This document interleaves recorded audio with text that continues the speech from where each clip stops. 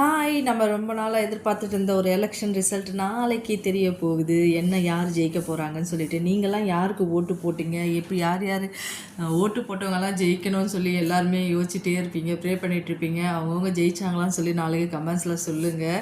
யாரெல்லாம் யார் யாருக்கு ஓட்டு போட்டிங்களோ அவங்களாம் வெயிட்டிங்கில் இருப்பீங்க கண்டிப்பாக நினைக்கிறேன். ஃபஸ்ட்டு நீங்களாம் ஓட்டு போட்டிருப்பீங்க இல்லையா? எந்த எந்த தலைவருக்கு ஓட்டு போட்டிங்கன்னு சொல்லி உங்களுக்கு ஞாபகம் தான் கமெண்ட்டில் சொல்லுங்கள். நீங்கள் ஓட்டு போட்டவங்க ஜெயிச்சாங்களான்னு கமெண்ட்ஸில் சொல்லுங்கள். இப்போ ஓட்டு போட்டவங்க ஜெயிச்சாங்களான்னு கமெண்ட்ஸில் சொல்லுங்கள். ஒரு முக்கியமான விஷயங்க, நாளைக்கு வந்து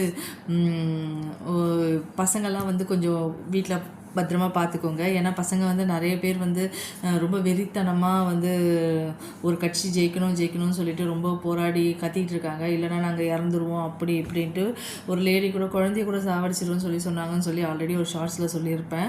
நானும் சாப்பிட மாட்டேன், நானும் செத்து போயிடுவேன்லாம் சொல்கிறாங்க. இந்த மாதிரியெல்லாம் சொல்கிறவங்க தயவு செஞ்சு நாளைக்கு வீட்டில் இருக்கிறவங்க எல்லோரும் அவங்களெல்லாம் சேஃப்கார்ட் பண்ணி வச்சுக்கோங்க. வெளியிலலாம் தயவு செஞ்சு விட்டுறாதீங்க. ஏன்னா ரொம்ப உயிர் முக்கியங்க. ஜெயிக்கிறவங்க ஜெயிக்க போகிறாங்க, தோக்குறவங்க தோக்க போகிறாங்க. அவங்களாவே சந்தோஷமாக நிம்மதியாக வாழ சொல்ல நம்ம எதுக்குங்க சாவணும்? அதனால் பசங்களை வந்து பத்திரமா பார்த்துக்கோங்க. முதல்ல பசங்களுக்கு வந்து ப்ரீஃப் பண்ணுங்க.